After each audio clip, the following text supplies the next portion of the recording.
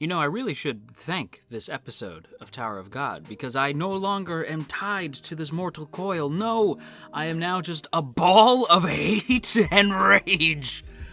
Ooh, Rachel. Ooh, Rachel. We'll get to it. We'll get to it. But anyway, welcome back to our weekly Tower of God discussion video. Today we're here to talk about episode 12, Underwater Hunt Part 2. But before we get into it, I do, as always, want to give a big thank you to those of you who shared last week's video over on Twitter. So a big thank you to Star Anime, Daniel STG, Bubba Lubber, Naya3142, and Honda Gilbert. Thank you all so much for sharing last week's video over on Twitter, everybody. And if you too would like to be in next week's Tower of God video, the finale to this season of Tower of God, because let's be real, we're definitely getting another season. But if you would like to be in that video, then be sure to share this video around on the internet and then tag me at JoJo Talks Too Much over on Twitter, and I will be sure to shout out the first 5 of you in next week's video. Also, if you have not done so yet, please, for crying out loud, hit that subscribe button. We're trying to reach 25K by the end of the year. I feel like we can do it, but you know, it's gonna be close, so if you haven't done so yet, do it, or I'll push you into the abyss, I swear. What do I say? What am I supposed to say to this week's episode? You know I loved it. Be real. You know I'm all about it, but at the same time, like, what am I supposed to say? It's like, where do I start? So much happened in this one episode.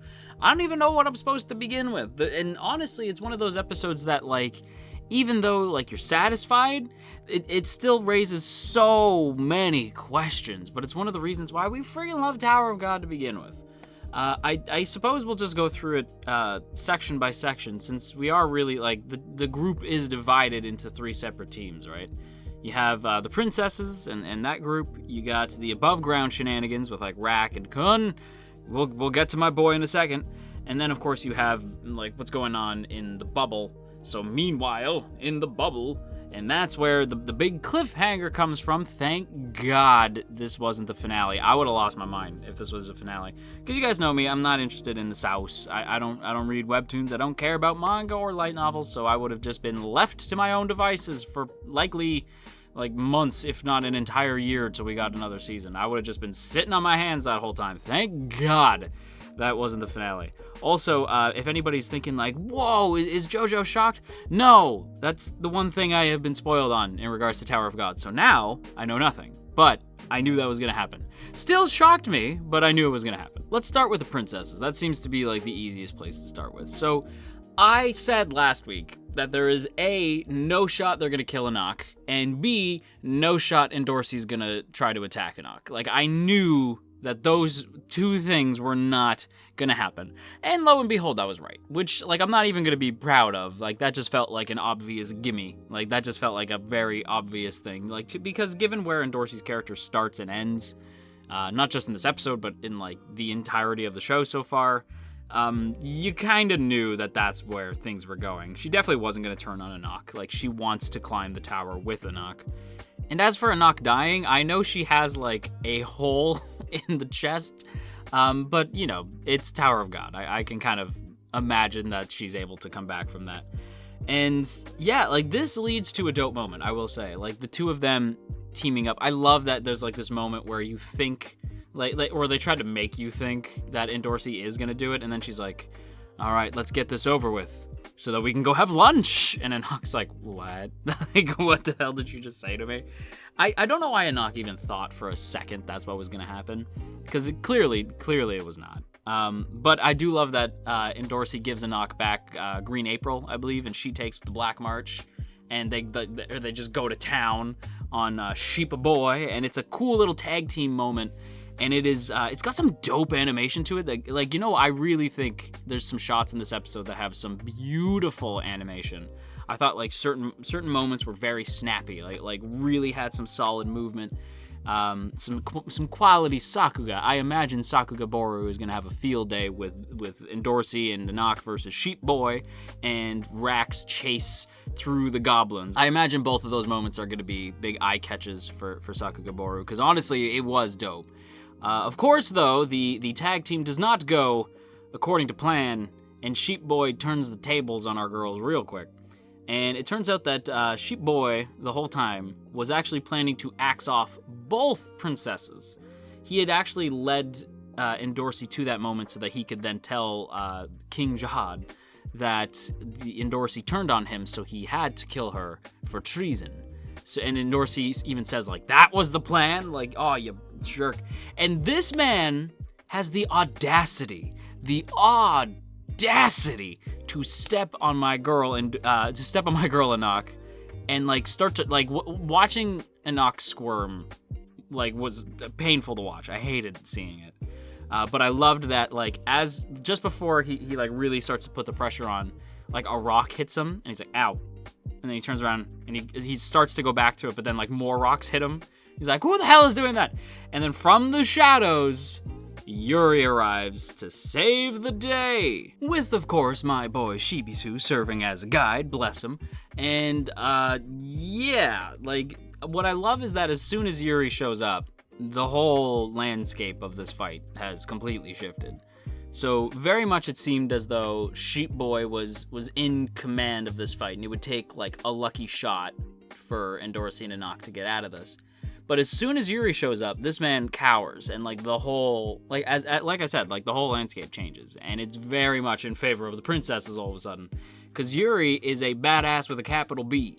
Like this girl takes no shit and basically tells Sheep Boy to get lost.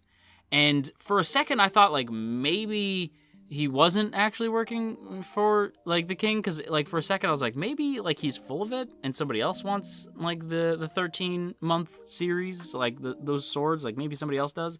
Because the way Yuri said it, I thought she like the way it was worded, like her response to like, oh, the king wants the swords back. She made it seem like, oh yeah, is that true? That's full of shit. Like I thought that she was about to say that he was full of shit, which would have been a crazy twist, like that somebody else was challenging the king. But no, the king did seemingly want the swords back. And we even see Yuri like take both swords by the end. Although, like in fairness, like the Green April is not a sword, it's a whip. But regardless, she takes it back. She does say though, like, hey, like, come back for this when you actually know how to properly wield it. Like, letting Anak know, like, I'll give it back to you, but, like, you gotta prove that shit to me first. But before we get to that scene, we get to see Yuri make easy work out of Sheep Boy. I mean, like, just destroy this dude. Take him to prom, drop him off, don't even pay. Just destroy this man. God, I love that Olin Rogers quote. But yeah, like, I really love that they straight up like just show how powerful Yuri is by turning Sheep Boy into a jobber. Like just show you that this dude who was tanking the characters we know gets easily, and I mean like as if he were a fly, gets swatted away. It just shows you the power difference between rankers, especially a ranker who's also a princess. Like by comparison to our group, who is very much just starting their journey out. Like she makes easy work of this guy. And I love that both Anak and Endorsi in this scene get moments to show how far their characters have come. Because when they're confronted by the fact that that they have to let this match play out, that they have to let this test continue, and let Bam and Rachel get to the top of get into the big whale thing. Yuri's obviously like, what? Screw the test, they'll die. Like, because the guy sent the bull after them. So she's like, screw the test. But Endorsi and Anak both show the growth here, because Endorsi doesn't care if she's labeled as a traitor, if it means she gets to defend Anak.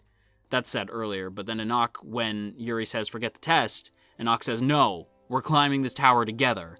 Like, that warmed my heart, seeing the group come together as a unit like that, and they all want to climb the tower together. It was heartwarming shit. And yeah, seeing everybody grow like that, I don't know, just something about that scene, it warmed my icy cold heart. It was a good way to end the princesses group, or rather a good place to leave the princess group off by the end of the episode. But we still got 2 more groups to go. We have the above ground shenanigans, where this one there's slightly less to say, only because like for the most part most of the group doesn't get a whole lot to do, right? Like you have Anak running through the goblins, which is dope. I absolutely love that scene where like Rak is literally like storming through the goblin camp, right? He has Paracule under his arm, and he's literally like running from the goblins at first. right, running away from these dudes. And he's, like, making great pace. Like, and he's knocking, like, the spears away as he goes. And he reaches, like, the end of this little, like, this cliff. And then he turns and he's like, you know what? Running away is not my style. So we're gonna hop, skip, and jump our way into the fray. And Parakill the whole time is screaming. Like, the whole time, this dude does not want to be there, and I don't blame him. I would not want to be in that situation. But seeing Rack, like, be a badass is something we haven't gotten to see in a while. Like, Rack's been mostly comedy relief, but it's a nice reminder that Rack has no fear and is a total badass. So seeing him, like, leap all the way, like, across the army and land on one of those big dune worm things, it was grand. I loved it.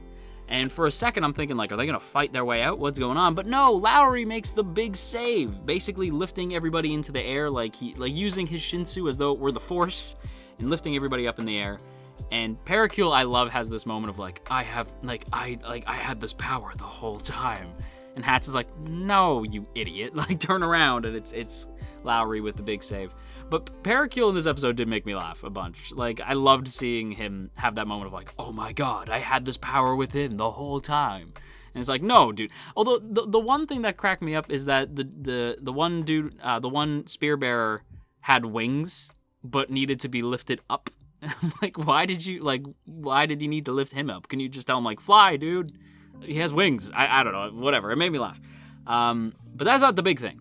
That's not the big moment of the above ground shenanigans that we got to talk about, because when the rest of the crew are like, whoa, Lowry, Lowry did this, like, Lowry lifted us all up, and why are there, like, the boars running around? They're fighting the goblins. Like, what's going on? And the small chick with the bird thing, I can't remember her name. The girl explains that this is all actually according to Kun's plan, which I love. It was all according to Keikaku, because it always is in this show. But yeah, they explained that this was all according to Kun's plan, and he tells them, like, listen, like, I'm glad you guys figured everything out, but I need a rest now. And when he said that, I'm like, what the fuck? What are you talking about?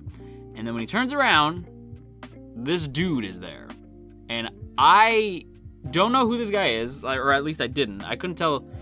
Like, I knew he was clearly from the same family as Kun. Like, he's clearly from that group. But I couldn't tell if he was, like, an older sibling or a younger sibling, or maybe he's, like, a cousin or something. Either way, at first I was just like, is that Kun from the future?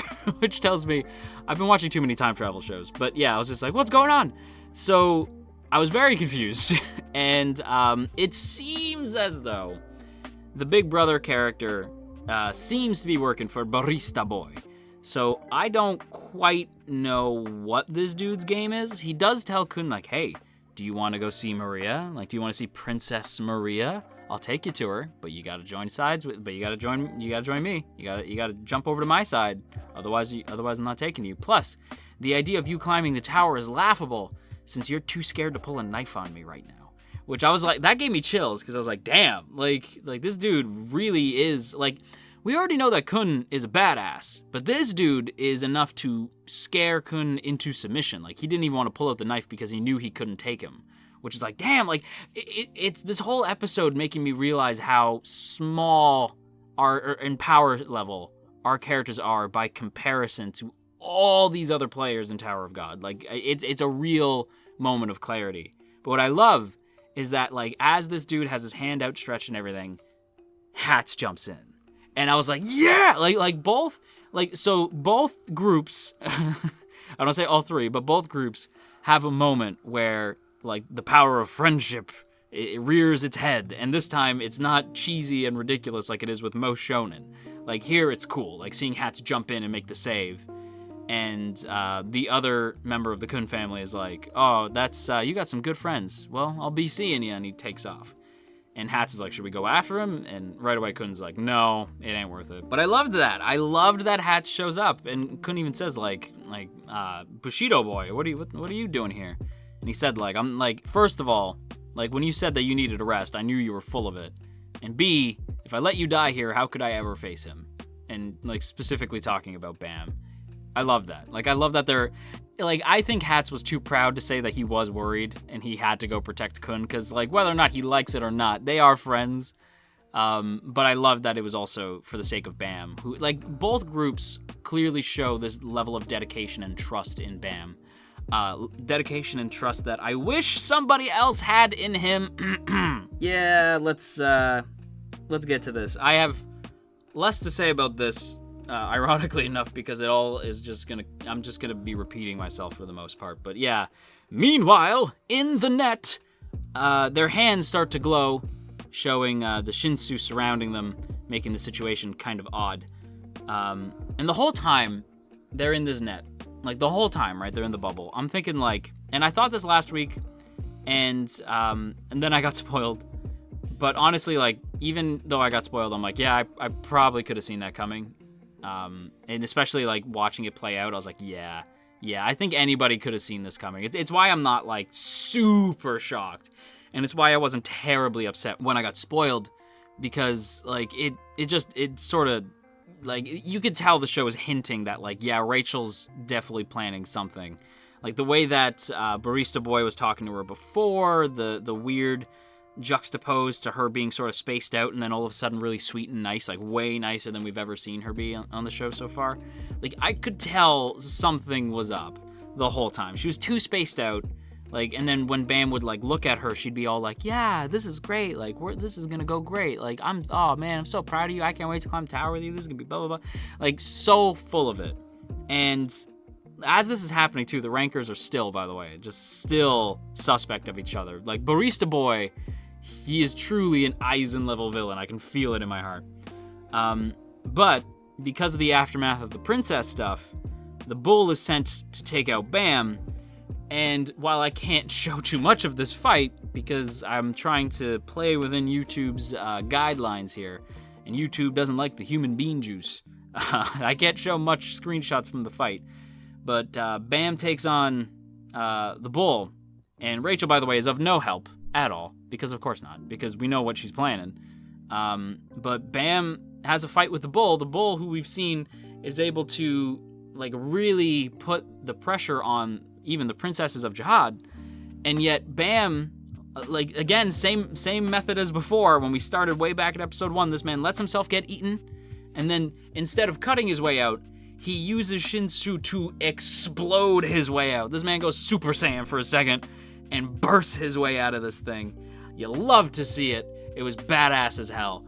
And unfortunately, just when you think all is well, it happens. Rachel pushes Bam into the abyss. And again, even though I was spoiled on this, and that dude, by the way, like, literally, I was spoiled because I said I wasn't interested in reading the webtoon. And he's like, no, you should, though. And I'm like, look, man, I'm just not interested. It's not my preferred medium. Like, it is what it is, man. I don't understand why you're getting upset. Because this dude is actually mad at me, like, swearing at me, because I wouldn't read the webtoon. Like, this man was genuinely upset. Pro tip, let people enjoy the story in the medium they prefer. It's the same story. There's obvious differences, but if I prefer the anime, you shouldn't get angry about it. But yeah, this dude straight up was so pissed, he just goes, okay, and then spoiled that part and wrote a paragraph of spoilers. But obviously, as soon as I read the first thing, I just didn't read the rest of it, and I hid the dude on the channel, which means he can still see the video. So if you're watching this, hey, dumbass, how's it going? But yeah, the dude can't comment anymore, so y'all are free of that dude's spoilers, but obviously be wary in the comments, for the comments are dark and full of spoilers. But that said, even though I was spoiled, this scene was still intense. This scene was still a shock, even though I knew it was coming. And I knew it was coming, but I genuinely thought this would be how they ended the season. Like, because I knew what was going to happen, I thought this would be the end of the season, and they would leave us on this horrid cliffhanger. Instead, they decided not to do that. Thank every deity there is. But yeah, Rachel pushes Bam into the abyss, and I don't know what to say. How are they going to pass the test? Like, to me, I'm more confused as to how everyone passes the test, because I assumed that if they failed the administrator's test, everybody fails. And I can't see a version of this story where everybody fails. Like, so Bam has to somehow come back from that? I don't know how that happens. I really don't know what's gonna happen. All I know is, fool me once, shame on you. Fool me twice, well, you're a bitch, Rachel. But on that note, everybody, I'm gonna wrap up my thoughts there. Yeah, needless to say, I've given Rachel enough chances. No, forget you. You are horrible forever. I don't care what the reason is. That's twice now. Screw you, Rachel. Anyway, I hope you guys enjoyed today's video. If you did, don't forget to boop that up snoot and share if you care. And if you haven't done so yet, hit that subscribe button or I will pull a Rachel. Push you right into the abyss, I will. And of course, before we go, as always, I have to give a huge thank you to the good folks over in the T Squadron. Look at these beautiful people. Look at those beautiful names who would never push their friends into the abyss. But yeah, if you would like to join the T Squadron, then be sure to check out that first link in the description to check out our Patreon page. And for as little as a cup of coffee a month, in fact, less than a cup of coffee a month, you can help keep this channel afloat, and I would be sincerely appreciative of that. But with that said, everybody, I'm gonna go make myself a cup of tea because I gotta calm the hell down. But until next time, you stay classy, AnyTube, and wash your dang hands.